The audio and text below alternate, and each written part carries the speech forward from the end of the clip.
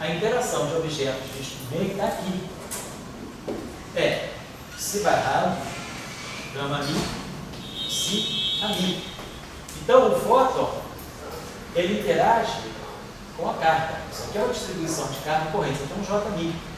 Mas um J-mi plenamente material, pura matéria. Então, a gente foi compreendendo, a gente foi se educando no eletromagnetismo dentro dessa visão. As equações de Marx estão aqui, esse lado é fóton, e esse lado é matéria. O fóton não está aqui. Nossa educação mostra que o fóton não está aqui, o fóton está só desse lado. Isso é verdade. Sempre que o portador de carga estiver no meio. Nós já fizemos aqui no curso, aulas passadas, 2 aulas passadas, uma aula passada, caso vocês quiserem. Se eu disser, não, vamos supor agora que eu tenha portadores escalares. Não existem só cargas eletromagnéticas no spin meio. Menos pi, e mais. Tem carga mais, spin zero. E menos, tem carga mais, menos, spin zero. E W mais, tem carga mais, spin 1. W menos, tem carga menos, spin 1. Então, nós temos portadores de spin zero e de spin 1. Aí, se nós formos olhar a interação, como é que fica a interação? Eu não fiz ainda com vocês, vai fazer na próxima aula, vai fazer até hoje, se fosse o caso, né? Aquela parte lá de interação gauge-matéria. Se por acaso a minha matéria for a matéria carregada de spin zero, a interação eletromagnética muda. Ela passa a ter duas componentes. A interação eletromagnética, ela vai ter uma corrente do tipo matéria escalar, no lugar do gama mi tem a derivada, matéria. Isso interagindo com o fóton. Aqui eu tenho a carga elétrica, é uma constante de acoplamento. A interação é essa. Aqui eu tenho a carga elétrica. Então, isso aqui está me dando portador escalar carregado no fóton. Mas, a novidade que a relatividade nos coloca é que se o portador é escalar, automaticamente vai aparecer esse termo aqui. A interação de escalar carregado com fóton, ela agora não me deixa mais o fóton sozinho com a matéria. Ela introduz interação fóton-fóton, matéria-matéria. Não fóton-fóton puro. Eu não tenho uma interação só de fóton, mas de qualquer maneira, um fóton agora se liga com o outro. Aqui eu tenho matéria, matéria, fóton. Aqui eu tenho matéria, matéria, fóton, fóton. Aqui no eletromagnetismo de meio eu só tenho matéria, matéria, fóton. Só tenho essa interação básica. Na interação de spin zero, não, eu tenho isso aqui. Agora eu tenho 2 fótons e eles se aglutinam com a matéria. Então, não é uma alta interação pura, mas o fóton, ele percebe o fóton. E se nós olharmos as equações de Maxwell agora, como a gente mostrou nas aulas passadas, né, eu teria um pedaço aqui, aí tem um pedaço aqui, que tem alguma coisa do tipo φ φ ali, e aqui eu tenho a corrente puramente matéria. Aqui é pura matéria. Então, a interação de fótons agora com escalares carregados, ela dá uma modificada, né, na visão nossa do eletromagnetismo. Mas porque, bom, o Jackson não fala disso, porque o Jackson não tem teoria macroscópica, está falando de macroscopia, ele está estudando eletromagnetismo de uma visão mais macroscópica. Se você começa agora a olhar a interação eletromagnética dentro de uma visão mais microscópica, você percebe que a história não é bem essa que conta por aí. O fóton, ele também auto-interage, mas junto com a matéria. Então a gente quebra, né, um pouco essa visão aqui. Claro que na equação de campo não perdi a linearidade, porque do ponto de vista do fóton, isso aqui é linear em A, e isso aqui é linear em A. Claro, isso só não é linear em φ, é linear em A. Mas de qualquer maneira, eu já começo a perceber que o fóton, né, tem essa possibilidade de auto-interagir. Então a pergunta é, e se eu construir agora uma interação, algo que seja só auto-interação de fóton? Claro, Bonifeld não está legal, mas não significa que a única proposta possa ser Bonifeld. Essa que é a colocação. Agora, o que nós temos hoje que indica que no nível mais fundamental o eletromagnetismo seja não linear? Qual é a possível evidência que nós temos com o eletromagnetismo não linear? Bom, a pergunta não está fechada. Hoje em dia, para que existe o experimento do PVLAS? Né? Aquele experimento, né, que é o polarização do vácuo por laser, PVLAS. PVLAS é uma visão de uma interação eletromagnética não linear. Depois, aquela interação também de light, aquele programa experimental Light Shining Through a Wall, LSW, né? LSW é um programa também que você começa a buscar possíveis efeitos não lineares na eletrodinâmica quântica.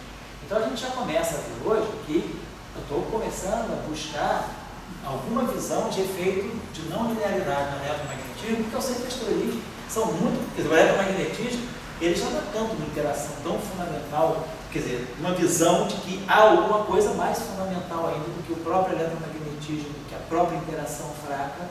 Então a gente já começa a buscar possibilidades de ter efeitos não lineares. E aí vamos tentar entender, à medida que a gente tiver dados experimentais a partir disso tudo, a gente vai poder entender melhor como é que é a autointeração dos termos. E a eletrodinâmica axiônica, ela já é um passo nessa direção. Você procurar entender a autointeração de fóton também. Né? Só que na eletrodinâmica axiônica, como aqui na eletrodinâmica escalar, você precisa de um agente externo para ajudar o fóton a interagir. Você não tem uma interação puramente fóton-fóton. Só o fóton de Maxwell auto-interagindo. Você tem um fóton de Maxwell interagindo consigo próprio, mas também com um agente externo, tipo algum escalar. Isso é o que acontece na eletrodinâmica axiônica. Aqui é a eletrodinâmica escalar. É uma outra coisa. Então, eu acho que na época, quer dizer, não fazia muito, né? Na época, um pouco a questão, e assim, talvez tenha desanimado, o projeto foi um pouco sendo colocado de lado, é porque era muito forte a visão de Born-Niefeld, e Born-Niefeld era normalizado.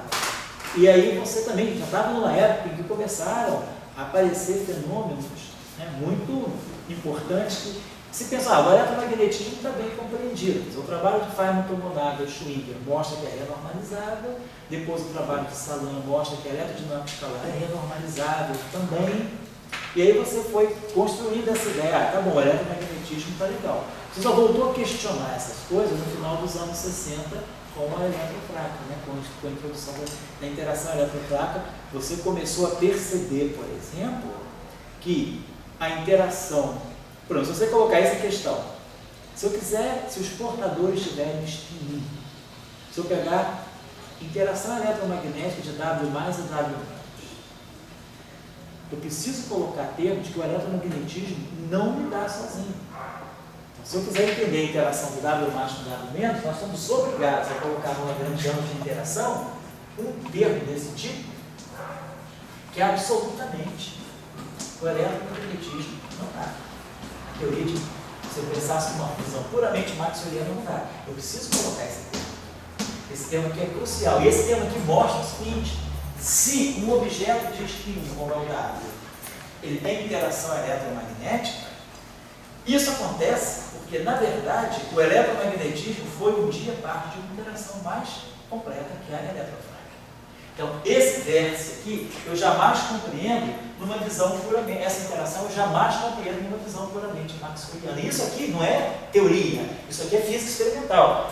O momento magnético anômalo de objetos de spin 1 é 2. Se esse termo aqui não estiver presente na interação eletromagnética, eu obtenho 1. Eu obtenho um valor 100% errado. Então eu preciso que a interação eletromagnética do objeto de spin 1 carregado, que é esse objeto aqui, ele tenha esse tipo de interação com o fóton, para poder garantir momento magnético anômalo de igual a 2. Que é o caso. Relatividade restrita, isso aqui é forte, tão forte quanto a relatividade especial. Agora, isso aqui jamais sairia de uma visão puramente eletromagnética. Isso aqui só pode ser compreendido se eu imaginar que isso aqui tem uma origem em SO2. E, na verdade, esses dados, eles vêm de uma estrutura SO2, e é essa estrutura eletrofraca que coordena essa interação eletromagnética. Então, a própria interação eletromagnética do spin 1, ela te indica que a interação eletromagnética do spin 1, ela só pode ser compreendida completamente se eu pensar que ela é parte de uma visão unificada da interação. Então, essa coisa de separar as interações, realmente, por isso que a gente é muito levado à unificação, porque a gente começa a compreender que um fenômeno eletromagnético, ele não se descola da visão eletromagnética. Esse fenômeno, eu não posso reportar ele só por partes. Tanto que quando você quebra a telha eletrofraca, a simetria residual é eletromagnética. É eletromagnética. É a mais... E a B que é a mais fundamental. E ela traz essa informação. E mesmo aquela interação residual eletromagnética, ela guarda uma memória que ela teve uma estrutura SO2 há algum tempo atrás. Certo? No fundo, está tudo colado de uma forma que Tudo a gente colado. ainda não consegue ver completamente. É isso que eu estou querendo dizer, que eu acho que a gente Separa. por uma questão disciplinar, a gente separa muito, né? Mas tem uma hora que não dá mais para separar. Mas a natureza dita que elas estão juntas. A física é uma só, nós é que damos muitas faces para a física, né? Mas a física é uma só. Mas a gente precisa separar para poder entender. É o primeiro método, né? O método da separação. É uma química dentro da física. Tem aquela grande teoria de unificação, né, professor? Que Sim. junta todas as A gente teorias monta numa- todas, num e aí a gente só. entende muito mais coisas, exatamente. SO5, O SO10. povo trabalha bastante nisso ainda, né? Trabalho. Quer dizer, como derivada das cordas. Quer dizer, teoria de grande unificação é induzida, né, por interação mais fundamental. Então, Dória, eu colocaria dessa maneira. Eu colocaria que a visão assim, ficou um pouco turva pelo problema do Born-Infeld, né? Mas eu acho que a gente tem que perceber que, se a gente quiser entender a interação eletromagnética mesmo, a gente tem que buscar o interessante é entender outros spins. Por exemplo, se eu quiser entender spin 2 carregado, como é que os spin 2, portadores carregados do spin 2, interagem eletromagneticamente? Então, a gente, a partir dessas variantes, né, como é que a interação eletromagnética de spin 0, de spin meio, de spin 1, de spin 3 meios, de spin 2, nós começamos a traçar assim, mais ou menos uma identidade do que é a interação eletromagnética na verdade. Tá certo? É um processo que está em construção. Apesar da QED ser uma teoria muito bem afirmada, assim, né, nós não podemos dizer que a gente entende tudo sobre o fenômeno. Hoje a gente tem vários exemplos aí de teoria, essas teorias derivadas de cordas, né, esses fenômenos de mais baixas energias induzidos por cordas, né, essa chamada eletrodinâmica de Myers-Poskerov, a eletrodinâmica de Gambini-Pulli, tem alguns efeitos eletromagnéticos induzidos, né, se a física fundamental, por exemplo, é a luz do gráfico, ou é a teoria de cordas. Você vê efeitos disso no eletromagnetismo. E aí, a interação eletromagnética, ela ainda está sendo construída hoje, com visão nessas interações mais fundamentais, objetos mais fundamentais do partículas multiformes. Eu diria que isso é um processo de construção. Se vocês pegarem a literatura hoje, vocês vão ver que tem muita coisa. Aquele termo que você aponta ali, Esse termo aqui. existe uma pergunta que eu me dei. Por que nas passeatas você não leva assim o Lael e o cartaz dizendo não, Jackson? Eu levaria, isso eu falei, vamos levar. Que era o blog anti-Jackson. Na próxima passeata você leva o pessoal aí com não Jackson. Isso. Mas aí eles vão perguntar, o ponto de Não Jackson na pós-graduação, não Jackson na vida, não. Jackson no consulta. Escondido ou não, mas consulta. Eu abro a porta da minha sala, tem gente no corredor, deixa eu consultar o Jackson. Não tem ninguém, consulta. Me pegarem com o Jackson na mão, vou ficar com vergonha. Mas eu consulto.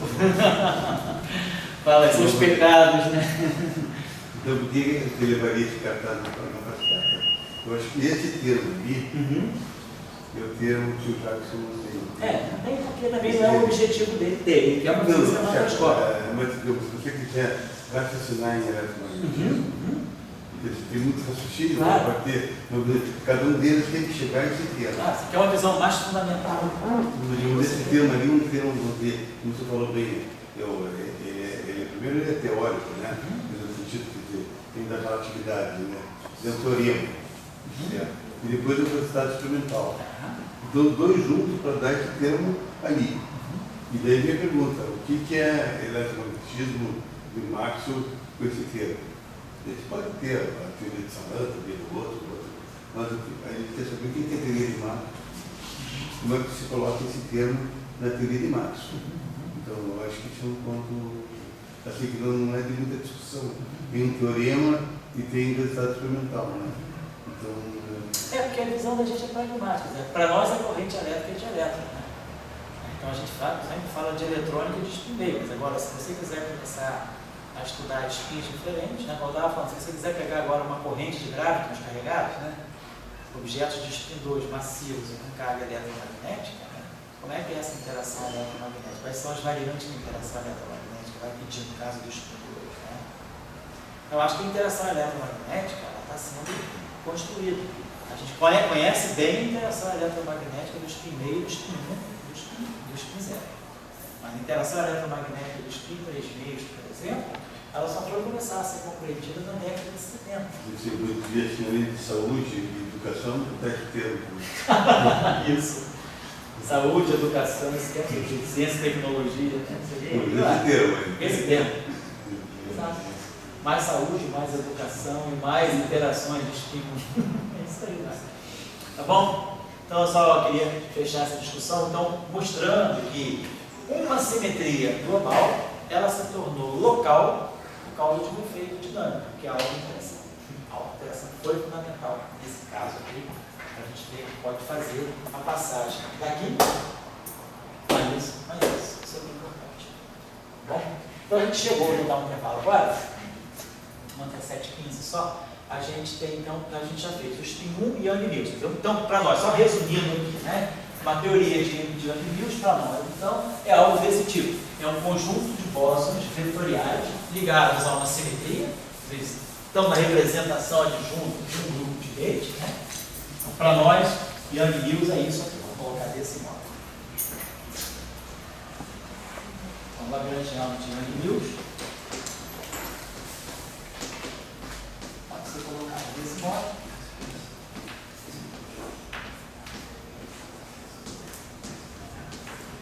É como se fosse um conjunto de eletromagnetismos, né? Só que a autointeração faz com que esses objetos sejam populados em si, né? Não tenha simplesmente um conjunto de fótons, o fato de eu não ter um conjunto de fótons está aqui no terceiro termo.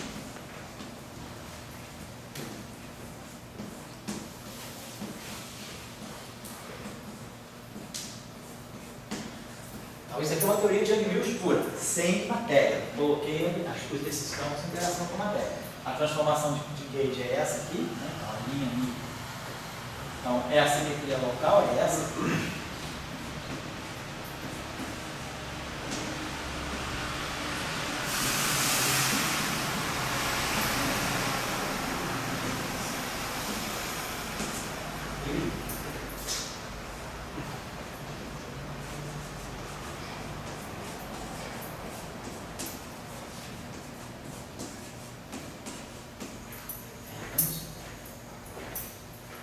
Fechou. Temos um conjunto, a simetria então é essa aqui, esse R aqui então é o que está me dando conta da simetria.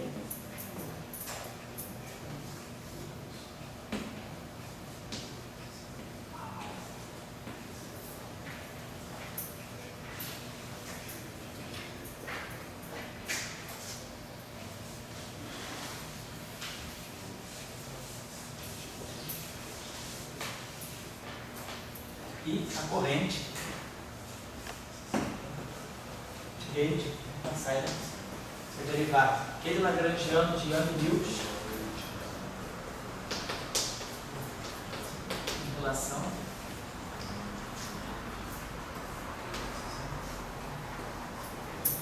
se pegar aquele lagrangiano todo lá, explodir e derivar ele em relação a eu vou tirar aqui que é a corrente de Gauge, certo?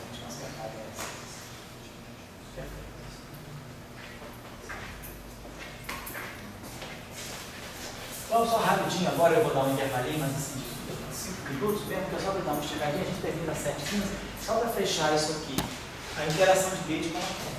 Só isso, isso é bem rápido, até porque também eu posso. Bom, quem quiser dar uma olhada, claro, mais, de uma forma mais sistemática sobre, na literatura dos campos de Young Mills. Eu nem vou colocar aqui no quadro o curso que a gente fez semestre passado, não nesse 2012, 2, Young Mills e gravitação quântica. Lá no início do curso eu dei uma série, na primeira aula já, eu dei uma série de referências, né, até mais atuais, sobre onde vocês podem encontrar bom material sobre Young Mills. Além do material clássico bem, que é clássico e atemporal, é sempre bom, tem os trabalhos mais recentes, o livro do Rafferty sobre a alvorada das teorias de Gale, eu acho que é de Dawn of Gale. Esse livro é muito bom, é um livro mais ou menos recente. Eu dei lá uma literatura mais recente, quem quiser procurar boa literatura de Young Mills. Então eu não vou ficar repetindo aqui no quadro, porque isso está lá naquele curso. Aqui só um aviso para vocês que eu tive que modificar isso aqui. No intervalo, eu recebi um comunicado aí que na quarta-feira que vem, eu tinha marcado a nossa aula de iniciar às 15 horas, vai ter que ser 16 horas mesmo. Não, isso aqui não. Isso aqui aula no dia 17, quarta-feira, em vez de ser 15 horas, vai ser 16 horas, tá certo? No horário normal. Eu vou ter que fazer alguma coisa que pode me prender até as 3h30. Muito bem, então eu vou dar um intervalinho, a gente retoma aqui às 5 para as 7, mais 20 minutos a gente liquida essa aula, tá bom?